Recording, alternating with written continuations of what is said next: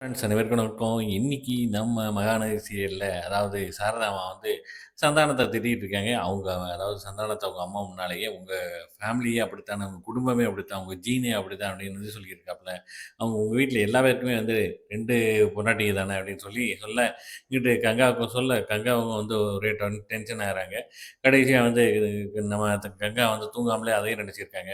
அடுத்த நாள் காலையில அதே யோசிக்க, நம்ம விஜய் வந்து கேட்டுக்கிருக்காப்புல என்ன ஏதுன்ட்டு. இந்த மாரி அ எங்க அப்பாவோட வம்சத்தில எல்லா பேருமே வந்து 2 பொண்டாட்டி தான் அப்படின்னு வந்து சொல்றாப்புல. அதே வழியில வந்து குமரனுக்கும் அதே மாரி இருக்கும் அப்படின்னு வந்து சொல்ல, நம்ம விஜய்க்கு வந்து ஒரே சிரிப்பு. இவங்க 2 பேரும் பேசுறத பார்த்து நம்ம காவேரிக்கு ஒரே சந்தோஷம். ஏன்னா அவங்க 2 பேரும் பேசுறத நெனச்சு. அப்புறம் குமரன் அந்த மாரிலாம் பண்ண மாட்டாப்புல. நீங்க அத பத்திலாம் கேர் பண்ணாதீங்க அப்படிங்கிறாப்புல.